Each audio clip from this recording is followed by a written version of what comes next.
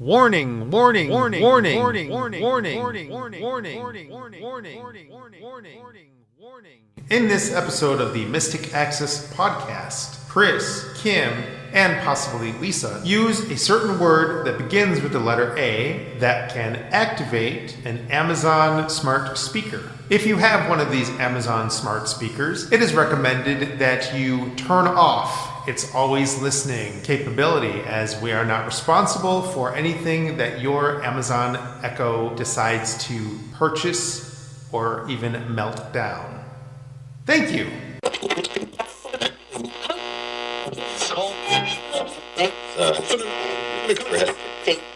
Welcome to the Mystic Access podcast, where the magic is in learning.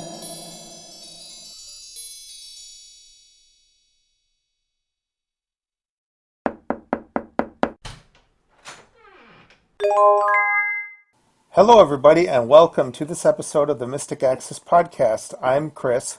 I'm Kim. And I'm Lisa. And we're going to talk to you about a few things today. And the first thing we wanted to do is remind you of the upcoming class on Thursday, the 26th of October. This is a transitioning from the Windows screen reader to JAWS/NVDA, and we're going to give you tips and tricks on how to make that a kind of seamless process. Yeah, it should be a good class, and hopefully those of you who are either still using WE or would like to be transitioning out or would just like to learn about the options that are available for you will come and hang out with us. The class is free, as are all of our monthly classes that we do, and you can find out more information about the class by going to our teleclasses page and signing up for our free teleclasses discussion list. And you can get there by going to mysticaccess.com/teleclasses. TELECLASSES. This is going to be Chris's class, so he's going to be teaching this to y'all, and you will be able to ask questions afterwards as well. And a recording will be provided at some point after the class as well. So know that that is available, but please, we encourage you, if you have questions, to come live, because I think, for me, I feel that the best and most important thing about these classes is just how interactive they can be. You can get to know us, we're your instructors, and we can share more with you about these topics that are hopefully relevant to your life and assist you in making technology more fun and easier and just more interesting for you. I think the process of changing screen readers is such an anxiety-ridden process, especially if you really have gotten into using one screen reader and using it well. The idea of giving up all that knowledge is kind of a little scary. When I first did it, and I've transitioned a couple times, and I now use multiple screen readers, I've been known to shut one down and bring the other up, sometimes 3-4 times a day, just based on what I'm doing. When I transitioned for the first time, it was very refreshing because I actually knew a little more Than you thought you did. Yes, because, people say, now I've had more experience with working with people who use JAWS or NVDA, and they say, well, I know that to go to my desktop in JAWS, I do the Windows key and the letter M. So how would I do that in Windows? And what they don't realize is that there are screen reader commands and there are Windows commands, and that's a Windows command.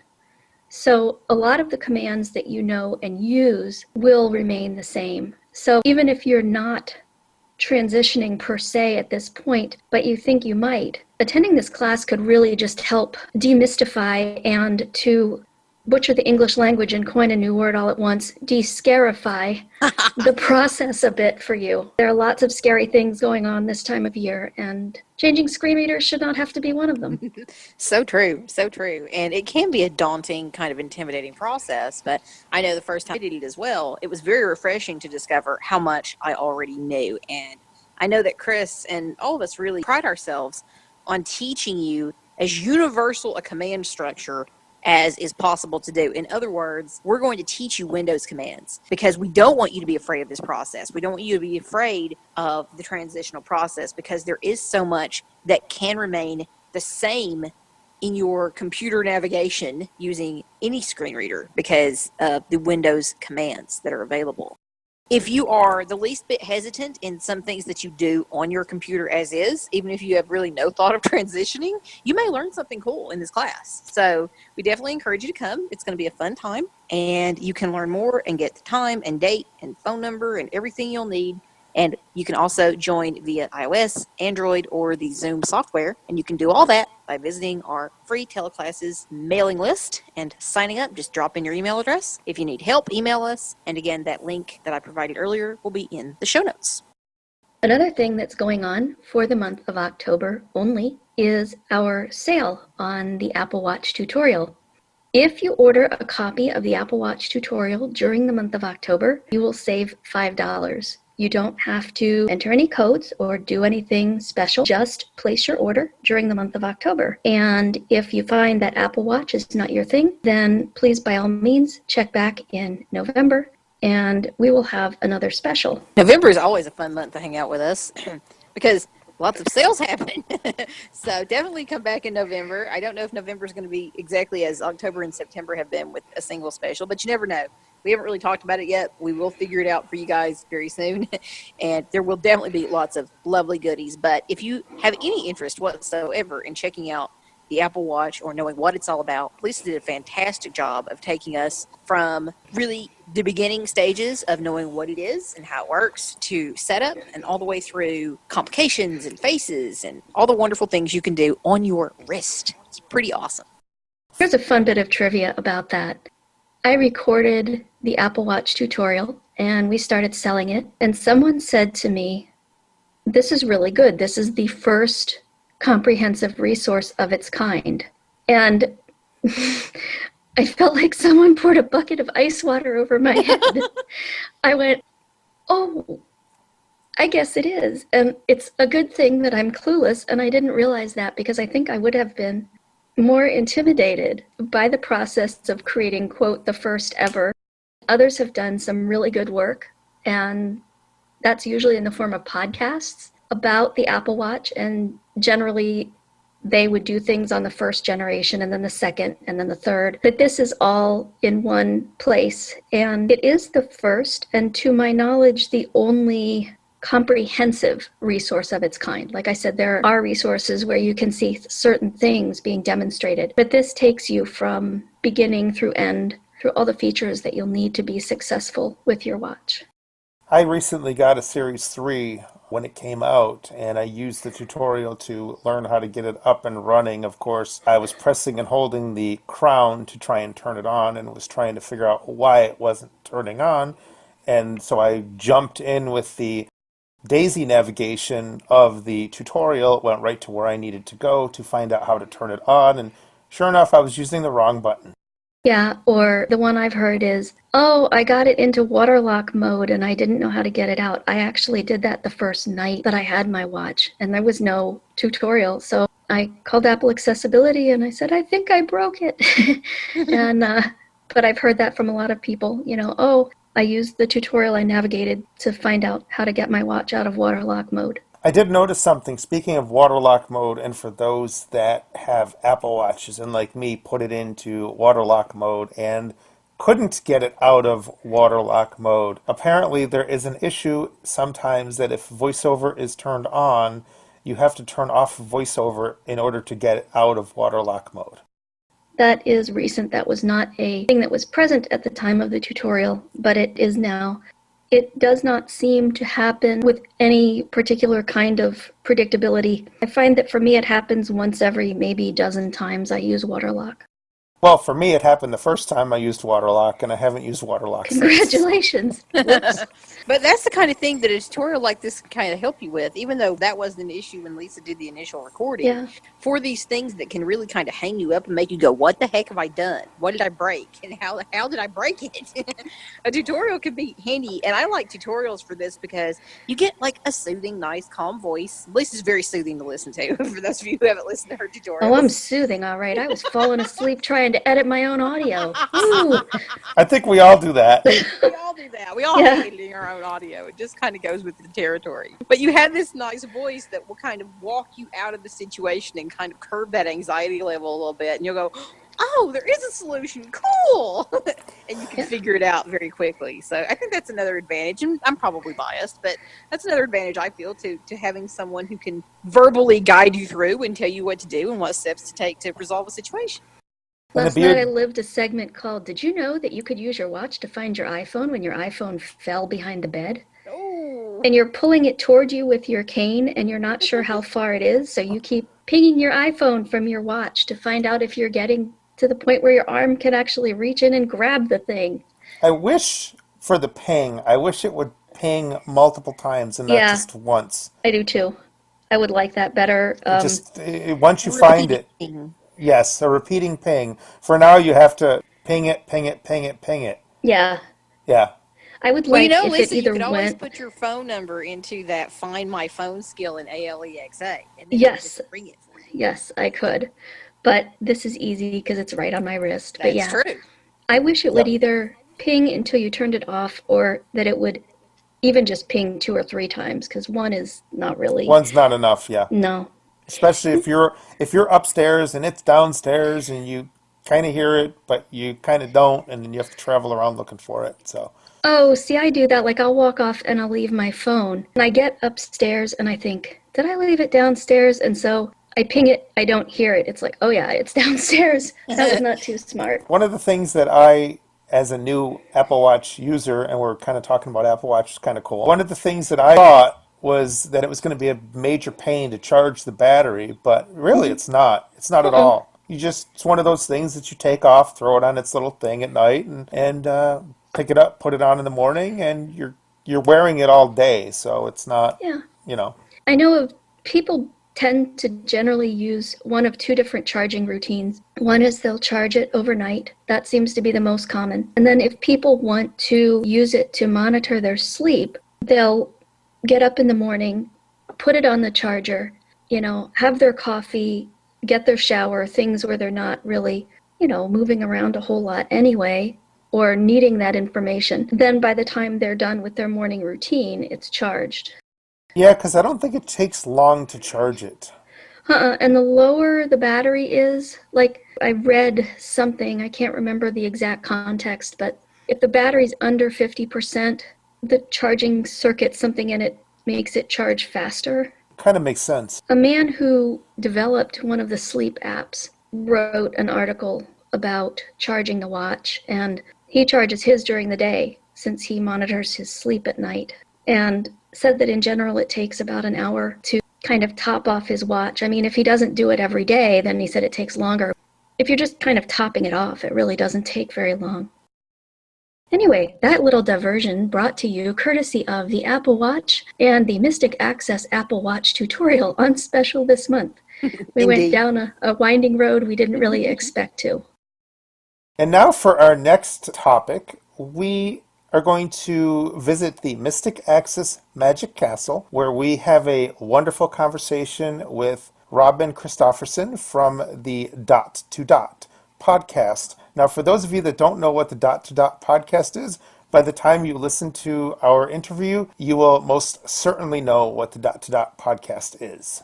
We had so much fun doing this interview, and it was just a great fun, I think, for all of us. And for those of you who have the ALEXA device, or what Robin calls the A-Lady, which I just love, or have been interested in finding out more about what she can do, Dot to Dot is a terrific resource to check out. It's a daily podcast. You're going to learn all about it. You're going to meet Robin, and we're going to be visiting the castle regularly for the next several podcast episodes. So we hope you enjoy. We hope you find this interesting, and definitely check out Dot to Dot. If you're a Stream user, you can just type it in to your podcast search. You can find it. It's DOT space TO space DOT. It's just everything spelled out. And you can find it through your friendly favorite podcast app or resource. Welcome to the Mystic Access Magic Castle. We're in the Magic Castle. I have Kim here and Lisa here, and we have a special guest. As most of you that listen to our podcast know that we love our echoes. So we invited Robin Christofferson to join us on this episode of the podcast, and he is the creator of the Dot to Dot podcast. And if you're not familiar with Robin yet, you will be by the time we have finished, because we're going to share some snippets. We're going to have some good conversation. Many of you are familiar with the Echo tutorial that we produced for Mystic Access, and not only the fact that we love it, we're passionate about it, but it's also always lots of fun to show off other folks who are equally passionate about it and definitely enjoy what they do in terms of utilizing their Echo devices. And Robin is a fantastic example of someone who has done that because he's created Dot to Dot, which shows off various Echo skills that one can use, and there are thousands of them, and he's done a great job with showing a wide variety of them. But rather than me just boasting about the greatness of what he's doing, we'll let him do it. So, Robin, welcome. Thanks so much for coming on. Thanks. I don't know what to say after an introduction like that. That's going to be a boring podcast if you're not talking. Okay, all right then. Okay. Yeah, you got to talk. Thank you very much indeed. Oh, you're for very having me on. welcome. Really And Robin's across the appreciate pond, in case those of you who are Americans didn't realize that yet. They're in merry old England, relatively near friends of mine in terms of U.S. Mileage, at least. So that's quite fun. It's always fun to connect with other people in all seriousness, and other people who are doing fun things like this and showing off their passions. And I guess just to start us off, tell us a little bit about how Dot to Dot got started and what brought it about for you. What made you want to do it? So thank you very much indeed for inviting me on. I started the podcast because I obviously got an Echo, and I just got one because they're super cool, and that's a good enough reason. You know, we don't need more than that for a reason to buy gadgets. So true. And I got the Dot, which is everything in the UK as far as electronics is pound for dollar. So it was £50. I think they're around $50, but they're often less. In sales and things. So I got a Dot and I really liked it, and I was asked by the RNIB over here, the Royal National Institute for the Blind, to do a couple of demos of what the Echo can do, because obviously there is huge application for people with a vision impairment. They're just, tailor-made for us, really. I know there are versions out with screens nowadays, but ostensibly they are a voice in, voice out sort of virtual assistant.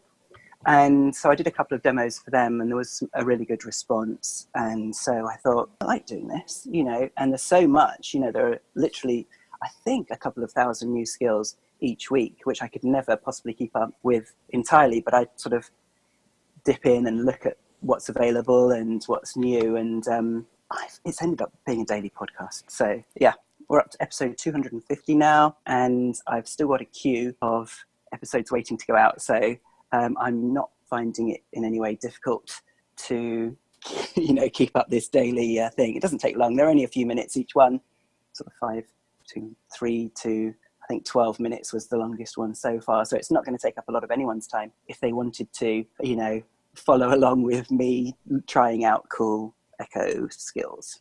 That's one thing I really like, is that the podcasts are short, so they're manageable, bite-sized chunks. Some of them showcase one skill, some of them showcase two, often two related skills. It's funny. You said it like it's a given, which just goes to show that you are a smarter person than I, that you can't keep up with all the skills. Well, when I first got my Echo, and I also started out with an Echo Dot, I've now added a large Echo to the mix. But when I first started out, I went through all the skills, and there were something like 750 of them.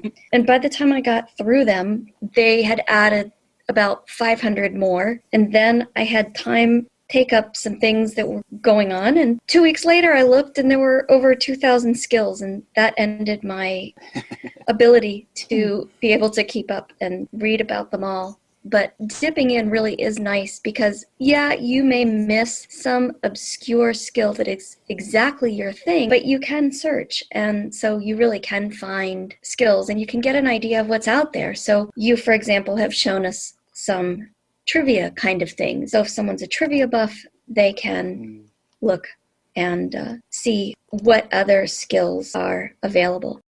I'd be curious. Your sound is very good and very clean. I'm just curious. It sounds, from some things you said, you're just recording these with your iPhone. What equipment do you use? Yeah, so I haven't got anything special. I literally just use my phone, and I always encourage other people to contribute as well. And so I have explained in at least one episode about how people can do that. And I literally just use my phone. I use an absolutely brilliant app it used to be called Dropbox. And one night it just magically changed to being called RecUp. So it's currently called RecUp, REC space UP. And you can set it. I'm not sure if it does this out of the box, but you just go into the settings and change them. So when you open it, it starts recording. When you close it, it stops recording and uploads it to a given folder in Dropbox. And then I just edit it using Audacity, which is a cross-platform, really, really sophisticated free audio editor, which is very screen reader friendly on both platforms. And so, yeah, I just have my phone. I learned very quickly that you hold your phone to the side of your face, as it were, so you're not breathing on it or anything.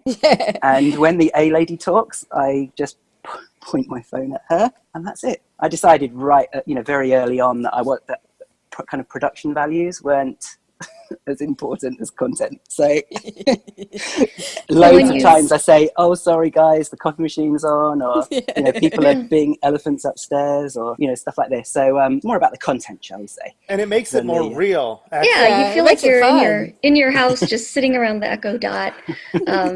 Although when you said that you did it with your iPhone, I thought you meant from start to finish, and I kind of was having waves of envy, thinking, oh, so he doesn't even have to edit himself?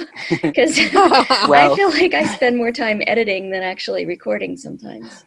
I mean, the cat was well and truly out of the bag when I did that creepy episode recently. And I decided, let's give her a bit of autonomy. So there is one episode a week or so ago where she chips in a lot and we talk over each other and that sort of thing. So that definitely, if anyone was wondering before whether I do a bit of editing, then obviously that well and truly gives the secret away. But I really enjoyed doing that one. But when I listened back to it, I thought, I've got to flag right up front that this is a creepy, because it came across as really creepy. So if I put that in the title of the episode, then people will have their expectations managed. And it was super creepy. Well, but anyway, in the introduction to our audio tutorial that anybody can download from as a sample, if you listen to that, there's kind of a creep factor that Kim did with that intro, where she's doing the same thing that you did, and she's talking to the Echo, and it's responding and interrupting her as well. And I got so many people saying to me, so how did you do that? How did you make her talk to you like that? So some of them I've given the secret away too, but for the most part, I've kind of kept that quiet as to how I did it. Not so much with the editing as with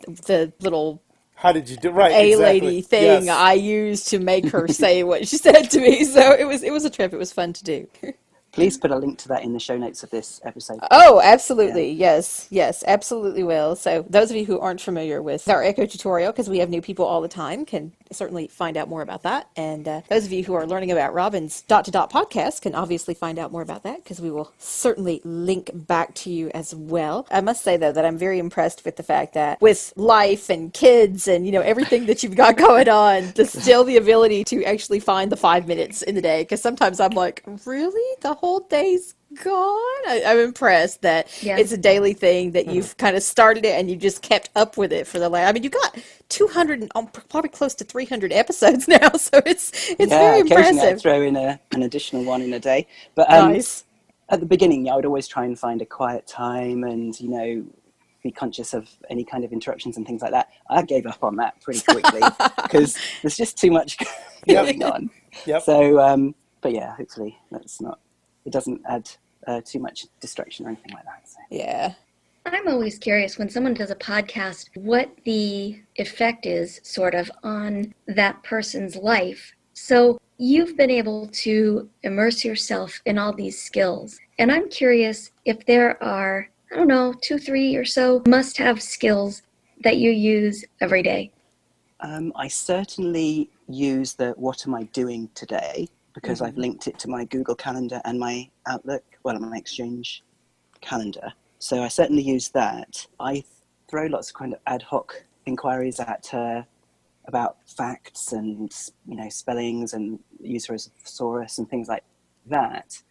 Because I'm doing sometimes I do them in batches, so I might do several recordings in a day. I feel like I'm intensively using her all the time anyway, and finding out new things. But if I ever think, what shall I ask her about now? There's a couple of ones that I would always go back to because they're such a delight, and to play, and it's about playing that is what I would normally go back to her for entertainment. So Magic Door was the very first one I did, and I'm still super impressed by the playability, the storylines, the sound effects of that one. So if you start at the very beginning, then that'll give you a really good, introduction to what I really like about what she can do. And the other one is 20 questions, which it's by Amazon, and not many skills in the store, because obviously you'd expect them to sort of be built in. And she does actually get smarter all the time about what can be done out of the box without actually enabling anything. But there are some skills in the store that are actually by Amazon, and that's one of them. And 20 questions is just so mind-boggling. I don't know if... that's uncanny. Yes. Yeah. Yes. Does everyone know what 20 questions is, or do we need to sort of spell it out? I don't know. I don't know. You would think people would, but it's hard to know. I mean, you normally play it with a person, don't you? So you'd say, is it animal, vegetable, or mineral? And you have to have something in mind. So like I gave the example on a recent podcast on the menu of a clown, and I've done various other ones as well, and I've done loads over the months. And she's, you starts off at animal, vegetable, and mineral, and I would say animal. You can also say don't know if you're not sure. And you can actually say don't know. It's a yes or no thing, but you can say don't know. Or you can say sometimes, or you can say maybe. There's lots of responses, but it's basically a kind of a yes, no question and answer thing. And so she asks you, is it smaller than a microwave oven? Do you find it outdoors, etc., etc.? And the idea is that she tries to guess what's in your mind before she gets to the 20th question. And the thing that really freaks me out is that 9 times out of 10 she gets it right, but most of the time when she does, it's out of the blue. So she'll ask you all these random questions, and then, is it a clown? Yes. Yeah, I'm almost disappointed when she gets it wrong. Yeah, right. Because it is so it's a real uncanny. letdown. Yeah. In fact, I mean, one time I played it around Easter, and so the person that I thought of was Pilate, the Roman judge. And it asked me all these weird questions. Is this character in a movie? Whatever. And it says, are you thinking of Pontius Pilate? And I was like, wow. Like I tried to pick someone obscure and really stump her. And like I said, when I stump her anyway, I feel a little disappointed because it is so uncanny. I think in recent times it's been updated so that she doesn't number the questions. And so I don't know how many. I think she just keeps going, because I think, like you say, it is really disappointing when she doesn't get it. So I think now it kind of keeps going, and eventually, well, I don't know whether she would eventually give up, I don't know. But yeah, that odd time when she doesn't get it is, you fall a bit flat. But otherwise, it's like when you're trying to do a magic trick to someone and it doesn't work. You feel really foolish. So yeah, I love 20 questions. I use it a lot for info, driving times, live, rail and bus information, that sort of thing. And now, something that you guys have had for a very long time has come to the UK 3 days ago, is calling echo to echo. Oh, yay! Yes. Voice messaging, dropping in. So I can drop in on family, or indeed other echoes within your own house. So I love that. We're still playing with that because it's really fresh for us. So That's cool. yeah. I haven't found anyone yet, though, that's willing to be on an episode at the other end of the echo line, so that I haven't recorded one of those ones yet. But I mean, Randy and Jason did a few months ago, so there is one in the feed about voice calling and messaging. Yeah, we did one a couple months ago too, and it was recorded in stereo, so that on each end, yeah. Yeah, exactly. So it worked out so much better for that instance, at least, because you knew for sure that it was one echo calling another echo. I remember saying after they had the call features enabled, I said the next thing they're going to do is an intercom, and I can't wait, and I'm so excited. And it only took like a couple weeks here before that came out. I was like, yay, fun. Yeah. I do order things from Amazon as well. So Oh yeah. Oh, yeah. Yeah. Too easy. Too easy. Yeah, definitely. So what we thought we would do now is play you a sample of Robin's podcast, Yes. where he's demonstrating a skill. And then we thought we would each go around and show you one of our favorite skills. So first, here's Robin. ... Now connected. Hello, Robin here. Today we are going to look at another choose your own adventure game, and this one has a time machine in it. It's called Timeless Adventure, and it's pretty good because it has sound effects as well, and that's always a good thing. I've never come across really cheesy sound effects. Maybe it would be a bad thing in some cases, but so far so good. So I have been playing this for a couple of turns, so it might say, do you want to resume? If so, we'll start back at the beginning and we'll ask, we'll see how much description it gives us, and we might ask for help as we go. So you enable it in the normal way. A lady, enable Timeless Adventure, and then you say, Alexa, open Timeless Adventure. I have found your previous saved progress. To continue from where you left off, say resume game. Otherwise, say reset game. Reset game.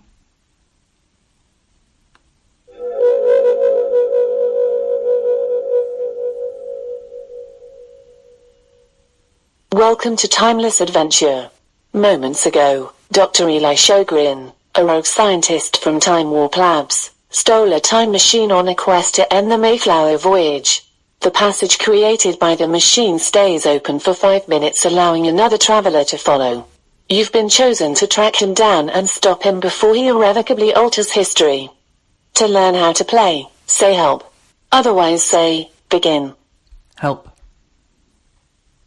In Timeless Adventure, you wander through the game choosing options prompted at each scene. Play. I'm sorry. Now, what would you like to do? Begin. You are in a dark room. There is a hallway to your left and a closed metal door in front of you. You can say, look at metal door, open metal door, or enter hallway. Look at metal door. The door is impressive. It has a metallic silver finish and is smoother than any surface you've ever seen. The door is connected to an oval-shaped capsule. You can say, look at metal door, open metal door, or enter hallway. Open metal door. You're inside a small compartment. There is a set of panels with a dizzying array of flashing lights and time dials. machine. In the center of the console you see the date September 9th, of the year 1620. There are 2 buttons next to the display. One glows green and says launch. The other glows yellow and has the shape of a door etched into it. You can say, push green button, or push yellow button. I think this is going to be a good one. I like the sound effects. That definitely adds something for me. So, there you go. Timeless Adventure. I hope you guys have fun playing this one. This is Robin signing off, and speak again soon. Cheers, bye. Now disconnected. And we are back, and I will start. One of the things that I recently got was a TP-Link Archer router. And you can link your Echo with the TP-Link and perform some tasks, like you can turn on and off your guest network. What I think is really cool, and I'm going to demonstrate it now, is speed test. And that is built into the router, so the router actually is going to do the speed test with the Echo. So here we go. Alexa, ask TP-Link to run a speed test. Speed test is running. It will take about 30 seconds. Please wait. Oh, that is cool. I love That's the my music. favorite part right there. Yeah. Every skill needs sound effects. Yes. Well, I'm not sure I'd want sound effects for the skill I'm going to demonstrate, but we'll see.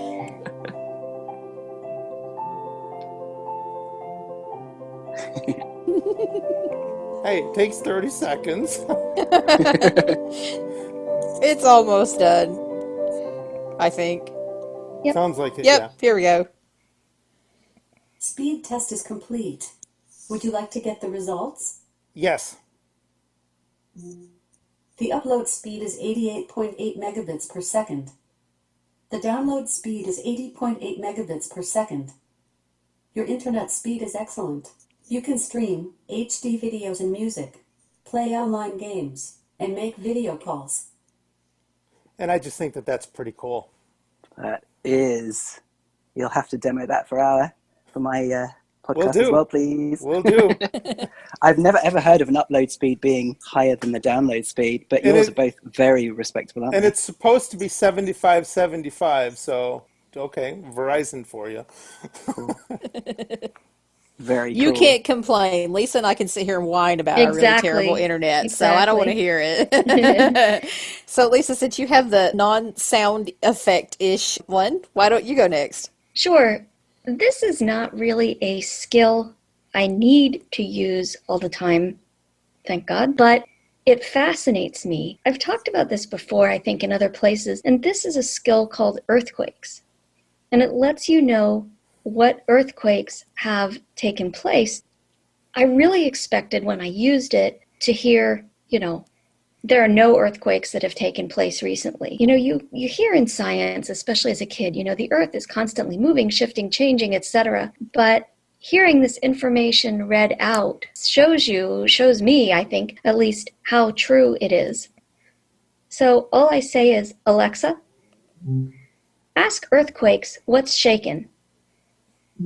The following earthquakes have occurred within the past hour. Magnitude 1.07 near the Geysers, California. Magnitude 1.17 near Livermore, California. Magnitude 1.9 near Cantwell, Alaska. Magnitude 0.23 near Aguanga, California. And sometimes it will give you more or less depending on the number in the past hour. I also want to sneak in here a suggestion, a bit of advice, and that is that you might want to consider checking out your local news. The other day, I was listening on a TV, how quaint is that, to my local news, and they said, we now have a skill for ALEXA. Well, they didn't say it, so I'm sure that any devices around the TV is triggered, and they probably got floods of calls from unhappy listeners. Anyway, I went to their website, and it was just the station's website /ALEXA. It told me what to do, and basically I just enabled a skill. Now, when I start my flash briefing, I hear the local weather in the voice of the local weatherman. And it's really great because I've gotten very disenchanted with watching the weather on TV because they often say things like, well, as you can see from these graphics, and here we have a lot of activity, and you can see what that looks like for the rest of the week. And I'm like, no, I can't. Actually having them spell it out using descriptive words because the Echo, at least in many cases, does not have a screen, is a really helpful thing. So I would encourage you to check with your local news outlets and see if you have anything of that nature available to you. Cool. That's a very good point and something I'm going to have to do. Another really cool skill that could fill that void for a lot of people if you don't have something available is Weather Sky, which is probably one of my very favorite skills ever. I won't actually show it because we'd be here for 10 minutes having it give me my local forecast, but it's a very cool skill and it's just a lot of fun. You have to do the initial configuration of it, which again takes probably about 10 minutes to configure it, but it's just a really nice skill and it gives you a really nice idea or concept of what is coming up for you weather-wise. And then it has a cool thing at the end where it says, you can essentially magically change your local weather for a few moments. You could have bird sounds or rain or whatever you like. So it's quite fun and it's something that I know I thoroughly enjoy and often use it as my morning weather forecast. So that's exciting. But what I want to show you is a musical skill as a music junkie, and I'm going to show you the Calm Radio skill, which I was so excited when it actually came out for the A-Lady. And this is a service called Calm Radio, and you can go to calmradio.com, C-A-L-M radio. And I think you do have to have the premium service, which is, I don't know what it would be in pounds, probably a little more in pounds. It's about $50 or $60 a year to have it in U.S. funds. But it's really cool, and you have hundreds of stations, literally, that you can pick up. And particularly if you are, like myself, a classical nut, it's something that you might find particularly lovely. So I'm just going to give you a few examples of how this works, now that you can incorporate it with your Alexa friend. Alexa, launch Calm Radio. Oh, she's not listening to me, of course. Alexa, launch Calm Radio. Launching Calm Radio. What channel do you want to play? Help. Here are some things you can say. Play piano. Play Brahms. You can also say stop if you're done. So, how can I help? Play Rachmaninoff. Playing Rachmaninoff.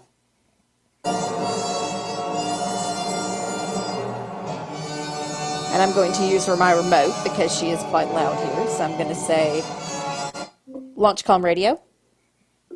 Launching Com Radio. What channel do you want to play? Baroque. Playing Baroque.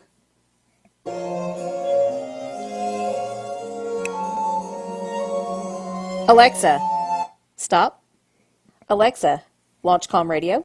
Launching Com Radio. What channel do you want to play? Big Band. Playing Big Band. And I'm cheating and turning her down with my Alexa remote, but she can play so many different things, from country to classical to obviously composers. She has a whole list of classical composers whom she can play, including some more not necessarily obscure ones, but some who you may not necessarily hear in a given day. So more than just your Beethovens and Mozarts, for instance. So there's so much available that she can do, and I'll just show you one more. Launch Com Radio. Launching Com Radio. What channel do you want to play? Folk. Playing Folk. Little Dylan. Alexa. Alexa. Alexa, stop. Stop. So it's fun, and as I said, there are tons of different stations. Oh, I do have to show you one more, because one of the cool things you can do, and I don't think you can do this through the A-Lady yet, but she has sound effect channels that you can play as well. Launch Com Radio. Launching Com Radio. What channel do you want to play? Cricket Symphony. Playing Cricket Symphony. And there they are. So it's very fun, and there's a lot you can do with it, and lots of ways to play. Stop. So for me, it's worth the money, and it's something that I thoroughly enjoy and use probably every day to some extent. So just a fun one that I like. That's brilliant. If I tell a joke, you can play the crickets one. There you go. That is really cool. Really cool. So obviously you can play your own music and radio stations from TuneIn. Yes. But oftentimes it's really useful to pay a little bit extra to get exactly what you're after. And whether that's Prime, which obviously is an Amazon thing for getting speedier delivery and free postage for many things, and that has an associated music library. I think they said something like 4 million or something, but certainly not every song. I don't think you get new releases with Amazon Prime Music. And then there's videos that you get with it as well that you can play through the Amazon app, etc., or a Fire TV. And some of those now have audio description, which is really cool. I was going to ask you about that. If how much of your stuff was getting audio description through the actual ALEXA now, because I know you guys have so much more of that than we do over here. So I find that awesome. Well, the BBC, I think all of the channels, because the BBC have sort of had to lead the way. It's been part of their kind of contract with getting the license fee from the public, is to do a lot of audio description, and I think that has meant that all the other channels are really good in that area as well. Nice. But I'm not watching that through the Echo, so obviously, through the normal TV. Sure. But there's loads of stuff on the Echo that has. I was showing one recently called Podcast Sightless. Yes, I think we all listen to that one. Yeah, so that's a skill that you can add that gives you audio described old time movies and things. So that's really good. But obviously you can listen to a lot of audio books, and you can even read your Kindle books using the A-Lady's voice through, and it will sync with your other devices and that sort of thing. You almost need to ask what you can't do.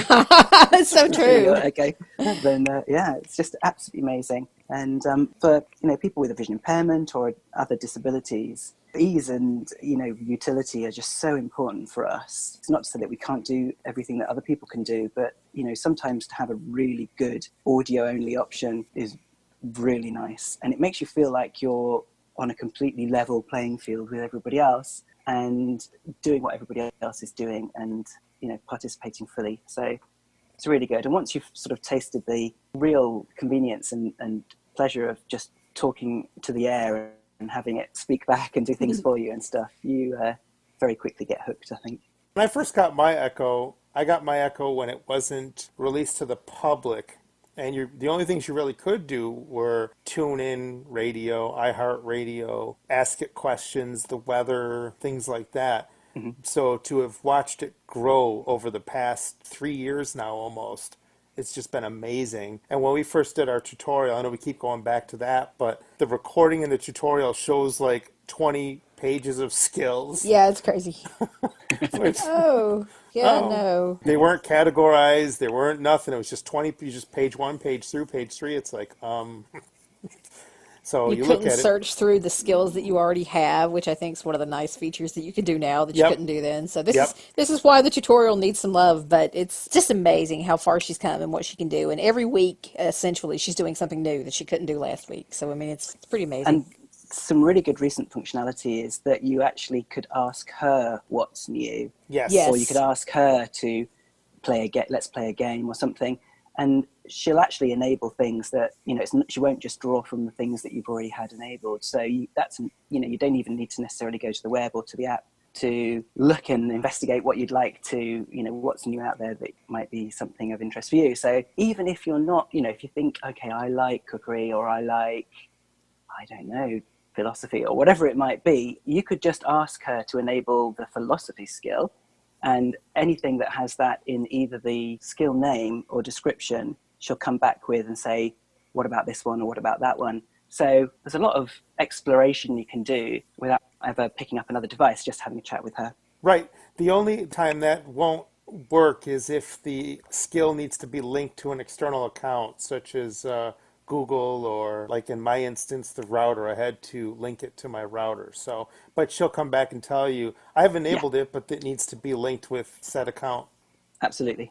Yeah, there are some of those, like being able to check your calendar. Obviously, there's another step or a couple of steps involved in that. Mm-hmm. Yeah. Yep. And I also really like the fact that you can do what's up, and then she'll tell you everything from your weather to a trending headline to what you have coming up next on your calendar. I mean, that's kind of a fun, kind of abridged way to do everything at once.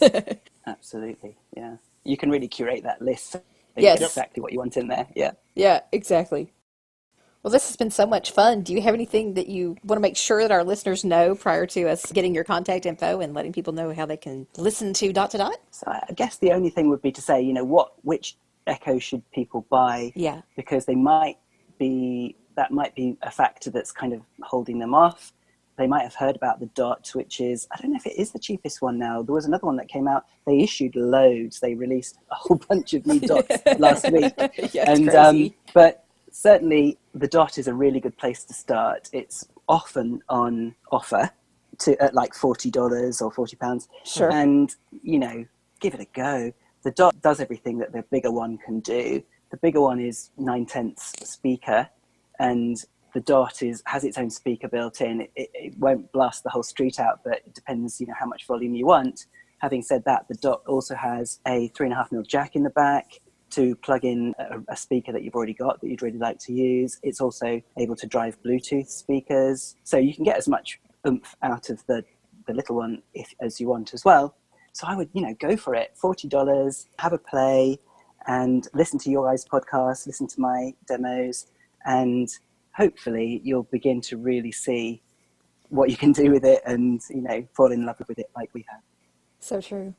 So true. Although I must say, if you're my mom and you're playing her Dot at like level 10 while she's buzzing around the kitchen doing her cooking and doing the stuff that she does, it's amazing how much power she can get out of her little Dot. My dad will walk into the house and she'll call me and she'll go, "Your dad just walked in." And he's like, "Turn it down. I can't hear anything." So you can get quite a lot of power just out of the little Dot, which is how she tends to do it on her dining room table. So it's very fun, and it is a really good economical way to kind of start this journey. Definitely. And you can get, as Robin said, they just launched a whole slew of Echo devices. They've since discontinued the big one, the original Echo, that was $179. They now have a new one that replaces that, which is $99. And then they have the Echo Spot, which is kind of like a little alarm clock type of device. It's like if the Dot in the show had a kid, that's what it would be. So it has like a 2.5-inch screen or something. It looks like a little alarm clock. Then they have the Echo Plus, which is an Echo. It looks like the original Echo. It's $149. And it has a home automation hub built into it. So in some instances, to control your locks and your lights and things like that, you wouldn't need an extra hub. That one has it built in. And the Echo Show is an Echo with a 7-inch screen. And by the way, the Echo Show, speaking from experience, is accessible. So it has voice view on it, like the Fire tablets. We always laugh at Chris because he's the one that has like, oh, here's an Echo, here's an Echo. Oh, I have, 12 now? So many Echoes. So he likes to play with these things for certain. Yeah, we say Chris has multiple echo disorder. Absolutely. I approve. And did we mention the look? Sorry. Oh, the look, yeah. I forgot about the look. That's true. May or may not be useful for people. But I'm wondering if it's even out. Do we know if it's even out? Have they released it? I know they were supposed to, but... The last I heard, it's not. So I'm not 100% sure if it's even out yet. So that one, hopefully, will help people with vision impairment with some AI in the fashion department. Right. It's supposed to give you fashion advice, be able to detect what, using object recognition, etc., what you're wearing, give you fashion advice and, curate your wardrobe, basically. So, yeah. I don't know if I'm fascinated or terrified. I really don't. But then there's what is that little one called now? Now that you mention now that we're going to mention every single Echo on the planet. Yeesh. The one that... the Simon Says one. Yeah. No, the barcode one. Oh. The little wand. The wand, that's it. The Echo is that wand. What it is? Yes, the Echo wand. What's the Simon Says one? There's one that looks like, now you might, I don't know. I haven't digested them all yet and they're not available over here, but it has coloured lights on it, like, the old thing where you press the it's not Simon Says. Simon. Yeah. I haven't got a handle on that one yet. Yeah, so I don't know. That's cool. They're I know what you're talking. The buttons. Buttons. The that's buttons. What it's called. The Echo buttons. Which shouldn't be mistaken from the dash buttons as well. Yeah. Right. Yeah. I don't think that they have Echo functionality built into them. I think that they connect to your Echo and you can use them for like trivia games and stuff. Yes, got you. It's like a controller or a state extension thing. Whew. Yeah, for those of you who are totally overwhelmed now, just follow Robin's good advice and get yourself a dot. Yeah. Or two. Yeah, or 2 or 3. Yes, they do have those dot bundles. I don't know if they offer those over there, but over here they'll say buy 5 dots and get one free. Yeah, right, exactly. Oh. So thank you so much for coming on and chatting with us. Please let people know how they can find you and how they can listen and find out more about Dot to Dot. Well, thank you for having me on. It's been really, really good fun. So I have a really odd Twitter name, which is because I went on a road trip in America when Twitter was new. And rather short-sightedly, I gave myself the Twitter name of USA 2 Day, USA 2 Day, because I was tweeting each day about what we were doing over there. Didn't think what that would mean after. Anyway, so yeah, a British person has got that Twitter name. Please follow me. That'd be lovely. And then just search for Dot to Dot, all words, no number 2 in that one, on any podcatching app. And I would absolutely love to have contributions from you guys, and I know that you're going to, which is really, really good. We've had a couple of episodes contributed by listeners in the past, and periodically I do ask people to do that. So anyone that would like to contribute, do, absolutely. It's easy to do, and I could even edit it for you if you want to just do a straight recording on your phone or whatever. Happy to do that too. Oh, that's fun. And I'm sure we can also say a lady play Dot to Dot on TuneIn, and off you go. Yeah, You but can she indeed. gets triggered all the time by the fact that I mention her name. So press the mute on your microphone. Yeah. Yes, by all means. Very cool. So there are lots of ways to listen, and it's a daily thing, and see if there's always something new that Robin's coming out with and showing us. So definitely, if you are into this and you want to be into this more and find more skills to enjoy, or if you're new to it and kind of want to see all the functionality that Alexa can provide you, check out Dot to Dot. It's a wealth of information. Thanks so much. Thanks, Robin. Really appreciate it. Thanks, guys. Thank you for your visit to the Mystic Access Magic Castle. You're welcome anytime. And we are back. And we are leaving you again. Well, sort of. We are going into a brief demo. Robin talked about the RecUp app in his interview, and I really like this app a lot. I started using it when it was Dropbox, and I thought that if you didn't have any familiarity with it, that it might be something that you would like, that you would enjoy. It's great for just recording things on the fly. You know, sometimes you get one of those sort of recordable moments and you don't have time to set up everything just so. And this app just kind of allows you to essentially just press record and hit the ground running. It's great. In our interview with Robin, he mentions a neat little app that he uses to record his podcast. I too love this app and use it quite a lot, although I use it slightly differently. Sometimes, when the computer is off and I'm in bed, I'll remember something I need or want to do. Of course, I don't want to rummage around for some method or tool to write it down, and the answer is as easy as my iPhone. I can open an app, record what I want, and when I wake up in the morning, it will be synced to Dropbox. I like this method of doing things as opposed to using the Notes app because it captures my voice and I know that it's always accurate, or at least it's as accurate as I am. For example, sometimes I've had people read me serial numbers for products, and this way, hearing it in their own voice allows me to do the interpretation rather than dictation in the Notes app. Some people also use this app when they're recording something on the fly. Maybe it's a choir practice. Maybe it's something they're hearing on their street that's really unusual or fun. But I love this app because it's very simple, and yet it is configurable so you can set it up to meet your needs. The app used to be called Dropvox, V-O-X. And that was a little fun and slightly confusing because of the name of the app. So I would have it in my list after Dropbox so that it was alphabetized. However, they have now changed the name. I'm assuming you pronounce it RecUp. It's all one word, R-E-C-U-P. However, if you search for Dropbox, you'll still find it in the App Store. Let's take a look now at how the app works. I'm now going to locate the app and double tap to open. RecUp. RecUp. Record. Button. Now, this is very simple. If I wanted to record, all I would do is double tap. This is a test of recording with RecUp. And I double tapped to stop the recording. Uploading audio.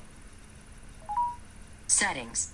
Button. And it uploaded my audio, and I had flicked right, so the only other option here is settings. Let's look now at this settings option. Settings. Done. Button. I'm going to flick right. Settings. Heading. Play indicator sounds. Switch button. On. I like those. I like having some sound cues to know what's going on. Record in background. Switch button. Off. I leave this off just because if I'm in the app, I know that it's recording and I don't have some large recording happening in the background. This is more of a security thing for me. Record in higher quality. Switch button. Off. As I said, the vast majority of the time I'm using this for memos and things, and I don't really need higher quality, so I leave this off. If, of course, I was recording, I don't know, something musical or something that I wanted the higher quality option for, I certainly could do that. Record on launch. Switch button. Off. You can have it set to record when the app opens, and that is just a matter of personal preference. Choose upload folder. Button. You'll need to do this when you first set up the app. When it was called Dropvox, I had a folder in my Dropbox already with that name, so that's where my recordings go. They go to Dropvox. Unlink from Dropbox. Button. I can unlink from there. RecUp 3.0 Copyright 2017 Irradiated Software, LLC. Help. Button. Help. Button. Done. Button. Record. Button. So there is a help button where you can gain more information. I found the done button at the upper left hand part of the screen and double tapped that, and now I'm back on my main screen where I have record and settings. There are a few things that this app does not do. These are by no means deal breakers for me, but I want to mention them. First, it only links to Dropbox. It doesn't link to any other services, at least at this time, although I do wonder, since they're changing the name, if they have plans to expand. I don't, of course, have any kind of first-hand knowledge. Also, you cannot play back your recordings from within that app. To do that, you will need to go to Dropbox, either on your phone, your Mac, your PC, whatever device, and play them there. Some apps offer transcription of your audio. This particular one does not. I can't say that I miss that at all. I find that sometimes transcription is really inaccurate, and it's just one more thing to flick through. Finally, and unfortunately, because this thing I really would like, the app does not have an Apple Watch equivalent. If you are interested in a similar kind of app for the Apple Watch that also works on the iPhone, I would suggest an app called Just Press Record. It does offer all these things: transcription, syncing to various folders, an Apple Watch app, and the ability to play the audio from within the app. However, I find that it is larger and clunkier, and while I still have it and use it, I really love the simplicity of RecUp and would recommend it if you need to record something, especially on the fly. I love that we have so many options out there, and this is just one of them with a brief nod to another. Not every app will work for every person, but this is one that I particularly enjoy and find useful in my daily life. And we are back, and just wanted to thank you for listening to this long podcast, and we hope you have enjoyed what we have brought to you. Bye. No. Just a little tease for your possible interest.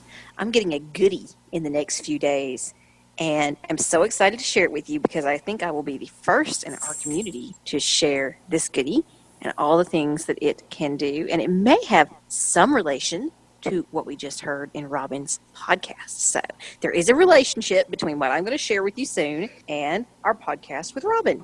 So you can be guessing about that, and we will have that shared with you soon, but just a little tease for something really awesome that I cannot wait for coming up in the next few days. But for now, we hope you've enjoyed this podcast, and we look forward to talking to you on the next one. Now can I say bye? Bye. Bye. Bye. You sound like the little kid on the Oscar Mayer commercial. How was that? Now can I say bye? Please, can I say bye?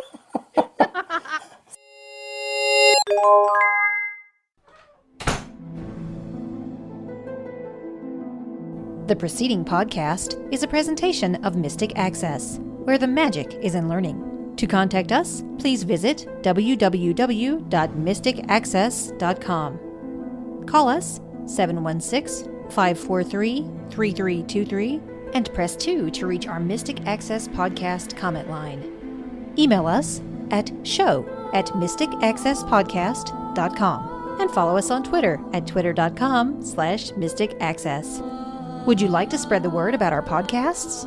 Please tell your friends and colleagues to visit us at www.mysticaccesspodcast.com.